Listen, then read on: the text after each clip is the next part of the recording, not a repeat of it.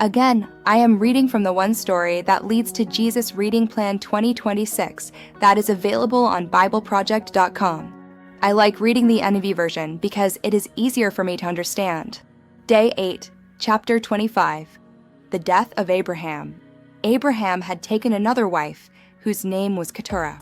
She bore him Zimran, Jokshan, Medan, Midian, Ishbak, and Shua. Jokshan was the father of Sheba and Dedan. The descendants of Dedan were the Asherites, the Letishites, and the Lomites.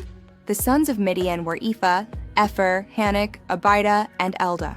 All these were descendants of Keturah. Abraham left everything he owned to Isaac. But while he was still living, he gave gifts to the sons of his concubines and sent them away from his son Isaac to the land of the east.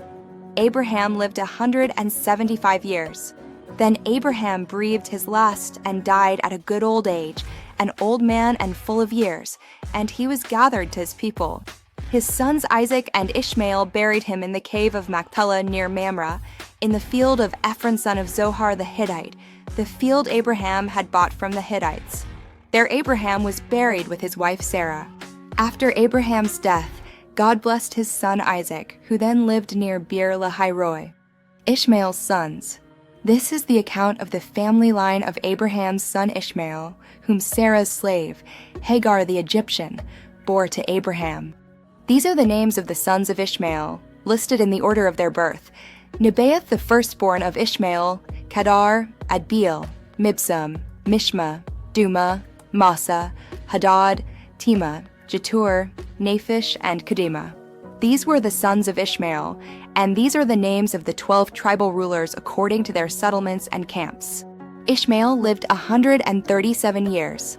He breathed his last and died, and he was gathered to his people. His descendants settled in the area from Havilah to Shur, near the eastern border of Egypt, as you go toward Ashur. And they lived in hostility toward all the tribes related to them.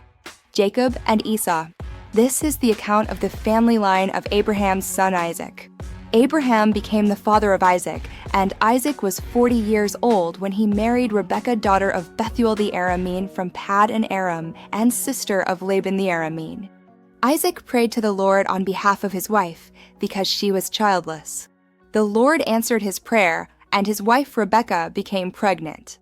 The babies jostled each other within her, and she said, "Why is this happening to me?" So she went to inquire of the Lord. The Lord said to her, "2 nations are in your womb, and 2 peoples from within you will be separated.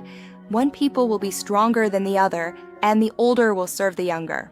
When the time came for her to give birth, there were twin boys in her womb. The first to come out was red, and his whole body was like a hairy garment, so they named him Esau.